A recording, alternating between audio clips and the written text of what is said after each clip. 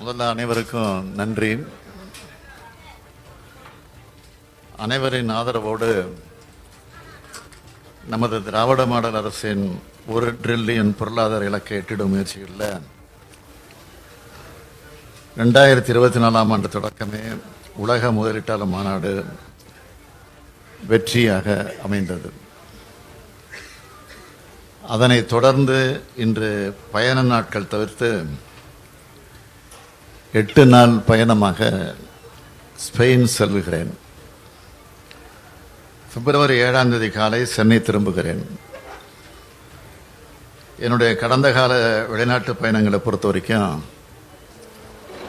கடந்த 2022ஆம் ஆண்டு தொழில் முதலீடுகளை ஈர்க்கிறதற்காக ஐக்கிய அரபு நாடுகளுக்கு சென்றிருந்தேன்.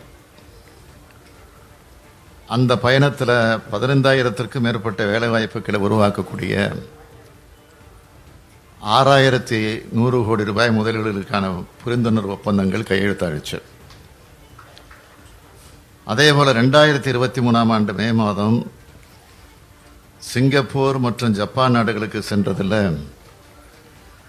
2,000த்துக்கு மேற்பட்ட வேலைவாய்ப்புகளை உருவாக்கக்கூடிய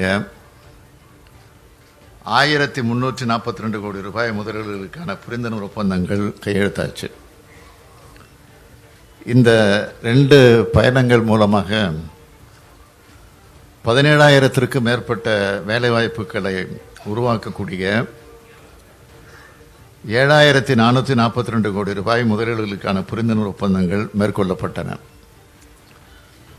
இந்த புரிந்துணர்வு ஒப்பந்தங்களுக்கு வேகமாக செயல் வடிவம் கொடுத்தால்தான் பல நிறுவனங்கள் தங்களோட தொழிற்சாலைகளை தமிழ்நாட்டில் நிறுவ தொடங்கியிருக்காங்க. எடுத்துக்காட்டா ஜப்பான் நாட்டை சேர்ந்த ஓம்ரான் மற்றும் மிட்சுபிஷி போன்ற நிறுவனங்கள் தங்களோட தொழிற்சாலைகளை நிறுவ தொடங்கிட்டாங்க. குறிப்பாக சொல்லணும்னா புரிந்துணர்வு ஒப்பந்தம் மேற்கொண்ட 2 மாதங்களில் ஓம்ரான் நிறுவனத்தோட தொழிற்சாலைக்கு அடிக்கல் நாட்டி வைக்கப்பட்டு கட்டுமான பணிகள் நடைபெற்று வருகின்றன. இதே மாதிரி சிங்கப்பூர் நாட்டை சார்ந்த கேபிட்டல் லேண்ட் நிறுவனத்தோட ஐடி பூங்காவை சமீபத்தில் தொடங்கி வச்சோம். ஐக்கிய அரபு நாடுகளில் மேற்கொண்ட புரிந்துணர்வு ஒப்பந்தங்களில் லூலு பன்னாட்டு குழுமம் கோயம்புத்தூரில் தன்னோட திட்டத்தை துவக்கி இருக்கு. ஜப்பான், சிங்கப்பூர் போன்ற நாடுகளில் மாதிரியே ஸ்பெயின் நாட்டிலையும் முதலீட்டாளர் மாநாடு நடத்த இருக்கேன். ஸ்பெயின் நாட்டை சார்ந்த முதலீட்டாளர்கள், வணிக அமைப்புகள், தொழில் முனைவோர் இந்த மாநாட்டில் கலந்துக்க இருக்காங்க. இந்த மாநாட்டில் தமிழ்நாட்டில் நிலவர சாதகமான முதலீட்டு சூழல் பற்றியும், தமிழ்நாட்டோட கட்டமைப்பு வசதிகள், மனிதவள ஆற்றல் போன்றவற்றோட சிறப்பம்சங்களையும் எடுத்து கூறி இந்தியாவில் முதலீடுகளை மேற்கொள்ள தமிழ்நாடு தான் உகந்த மாநிலம்னு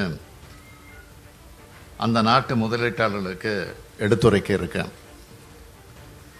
இந்த பயணத்தின் போது ரோஹா மற்றும் கெஸ்டாம்ப் உட்பட சில பெரும் தொழில் நிறுவனங்களுடன் இன்வெஸ்ட் ஸ்பெயின் என்னும் முதலீட்டு அமைப்புடன் நேரடி பேச்சுவார்த்தைகளை மேற்கொள்ளப்பட இருக்கு.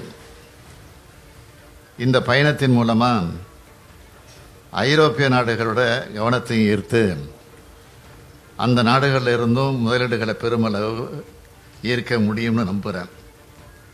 எனவே உங்கள் அனைவருடைய வாழ்த்துக்களோடு இந்த பயணம் வெற்றி பெற வேண்டும் என்று நினைக்கிறேன்.